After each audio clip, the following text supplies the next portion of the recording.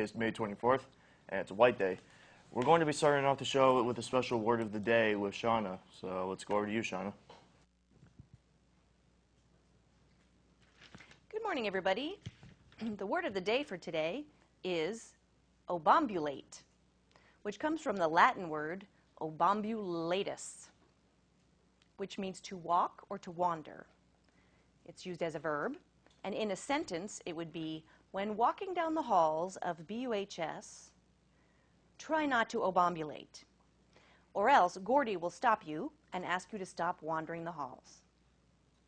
Here's an example that we're going to watch on video about what obambulate means.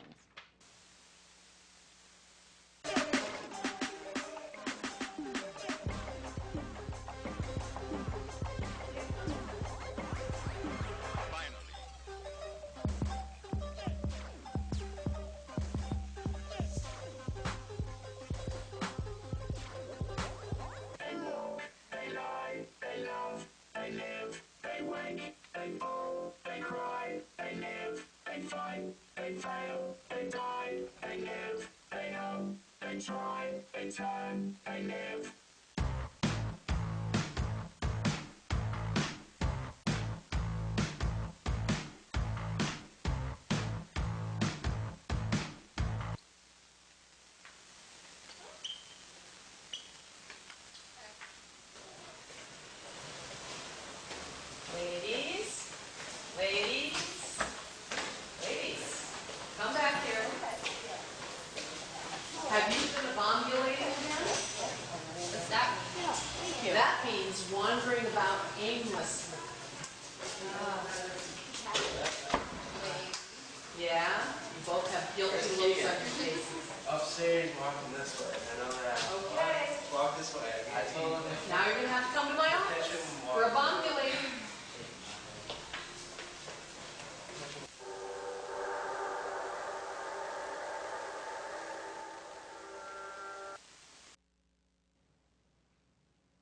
So that's a good example of obambulating.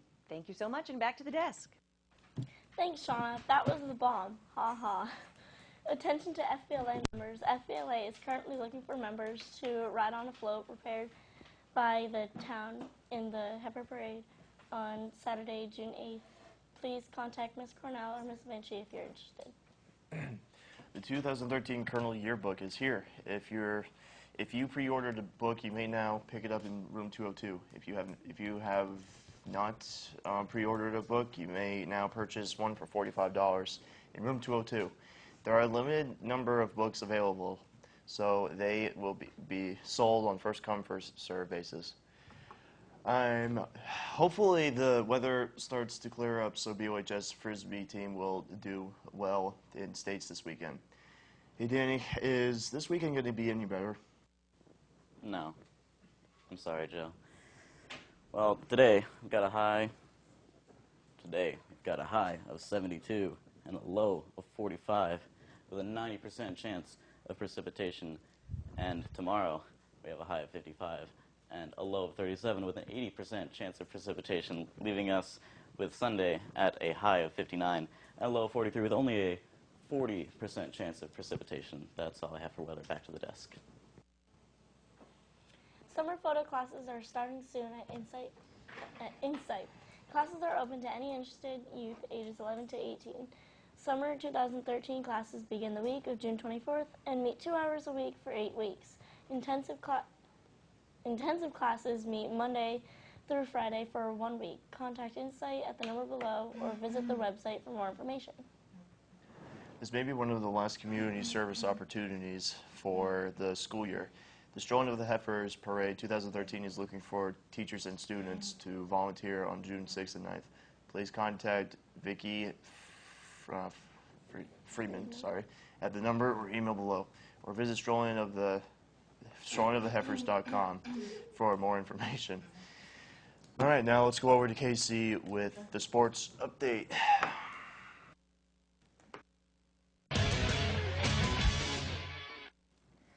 Good morning, BUHS. Here are today's sports announcements.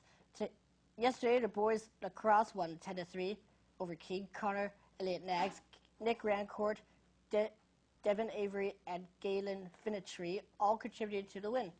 This afternoon, our baseball team will play at 4:30 in Bellows Falls, and the girls softball will play in Brattleboro at 5 p.m. The Rangers still alive, being the Bruins yesterday. Wish the BUHS Travel Ultimate Frisbee good luck this weekend with their state tournament. That's it for sports. Back to your desk. Thanks, Casey. Hey, Joe, did you know that next chess club meeting will be held on Wednesday, May 29th? I didn't know that, but now I do. Thanks, Morgan.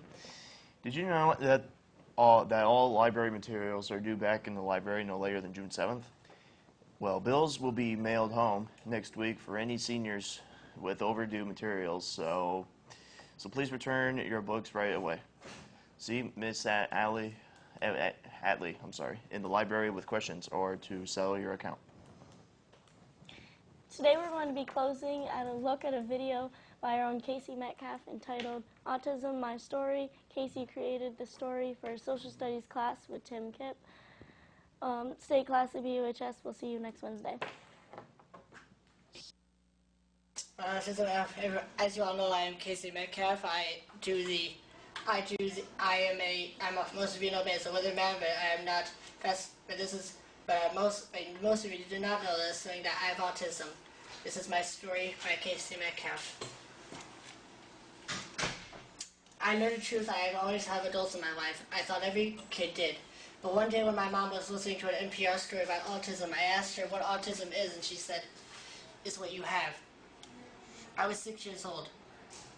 Those are those who were therapists for speech, physical, and occupational therapy, and lots of other therapists that you probably never heard of. What is autism?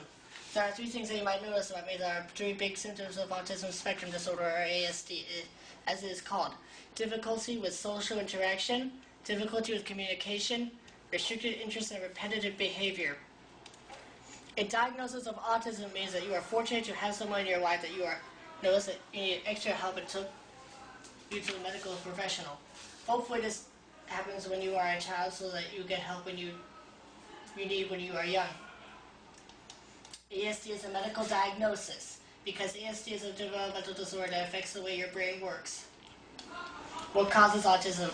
Experts believe that ASD has many causes. Most researchers believe that there are autism genes that turn on like a light under certain conditions that include some environmental ones like living close to a freeway or dry quitting plant. Also, premature babies have a high incidence with autism, and so do children to older parents. Oxygen deprivation at birth and pregnant mothers' exposure to pesticides are also causes of ASD. A spectrum means that there are many shades of autism. Some with ASD are recognized as geniuses. Some have special talents. Some cannot speak at all. Some also have changes besides autism like ADHD, attention deficit disorder, and Albert Einstein has a very high-functioning ASD. Things I have in common with Einstein. I have funny hair. He has funny hair. He didn't talk until he was 5. I didn't talk when I was 5. He had an awful sense of humor. I had an awful sense of humor. He was a Nobel Prize-winning physicist. Oh, I'm not. Oh well. Okay, my challenge is with autism. I do not read people's faces well. When people are looking at me, they seem to be looking right through me. This might be my perception, or maybe not. When people give me social cues that tell me whether they're interested in talking to me or not, I do not get it. So I hope that they do not take it personally when I seem confused, because I don't always understand social interactions that I can come across as rude, awkward, and inappropriate. The worst part is that I'm anxious too, because I see that I'm standing in my own way. My ASD superpowers. Woo!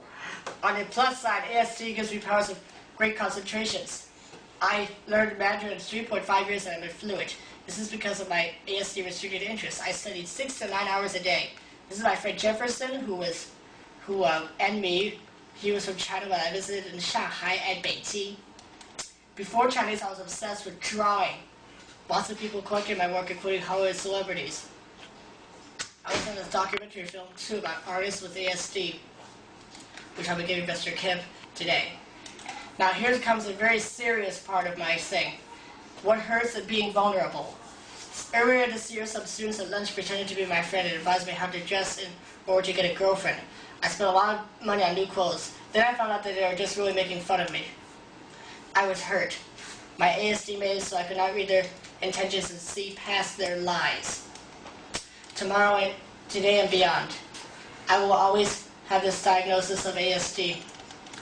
It was a medical condition that lasts a lifetime. There is no cure, but it's not all horrible. I can do is use my skills I've developed in art, language, and theater to try to fit in. I can surround myself with people who are kind. The challenge for me is that it is hard to read people's intentions. I spend a lot of time working to improve myself so that people will find out that they want me to be their friends. And then I hope you guys understand me a little more. Now, and I hope everybody who's watching this can understand that I was somebody once, and now I'm trying to get back on my feet.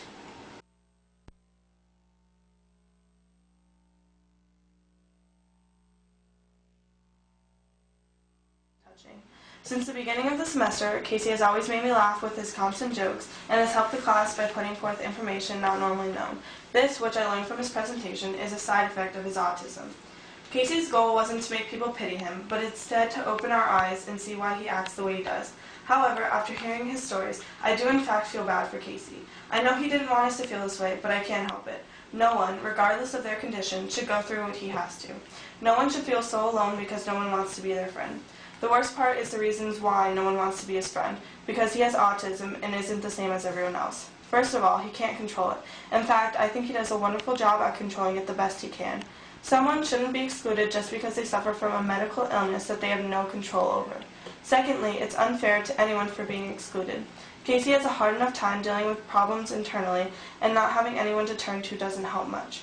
It tore my heart out when he said one of his side effects was that he would sit and rethink over and over a situation that a person without autism would blow over, but he would lose sleep over it because he constantly blames himself for everything. No one should have to endure that, especially someone as sweet as Casey. I wish there was something I could do to help him and make all of these people not exclude him any longer, but there isn't a solid way. The best thing I can think of is by being a friend to him. I've always been kind to Casey, and I plan on continuing that. I'm guilty of being in a rush and not waving hello to him a few times, though. I never would have thought that he would blame himself and think that he did something wrong over that. I plan in the future to always say hello and make sure he knows people do care about him. Casey's presentation really made me think about how everything you do somehow impacts someone, and you should always try your best to make that impact a positive one.